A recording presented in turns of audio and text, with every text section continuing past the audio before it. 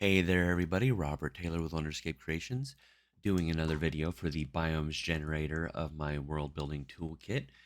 So we are going to go over the Mega Assembly asset that I have created, and this is going to be the thing that gets added a lot, that gets more added onto it as things progress. So as you can see right here, we have two sections. The PCG data asset itself, so what you want controlled. So if I open this up, there we go. It's this Mega Assembly 1, which is this Mega Assembly 1, which is also that Mega Assembly 1. So all three of these things, that one's not really needed, but this is what you need if you want to hand place things without using PCG. The next section is the tags. Um, I have named everything within here based off of these four tags. We have large rock, rock, tree, and sapling. That is everything that is in there. So within the tag, I pointed out, is called large rock. I can then choose the ratio. So it's going to keep 50% of all of the large rocks generated throughout the entire world. The ratio is important. The seed, not so much. But if you change the seed, then it's going to change which ones have one, which ones have two, which ones have zero. That's pretty much it. And then project the landscape. I do not have this set to project the landscape because the Z axis of these rocks, of these large rocks, are in a strange place. And I wanted them above ground.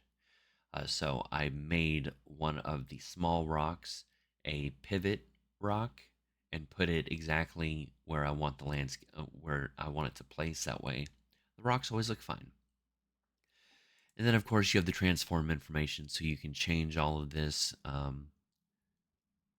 however you want. So if I change the scale max to 2, we're seeing some changes here. And then, of course, we have, like I said, everything that is normally here. So if you want these rocks offset, the offset min to be -50, there we go.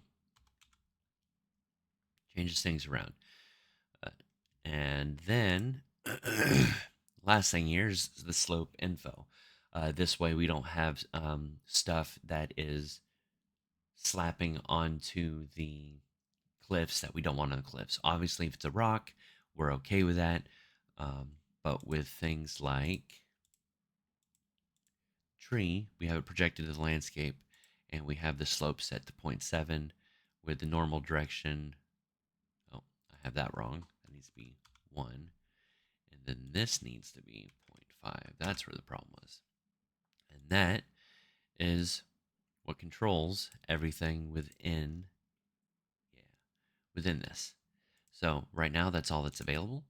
And with future updates, more and more will be added to the tag section and to just this empty section in general.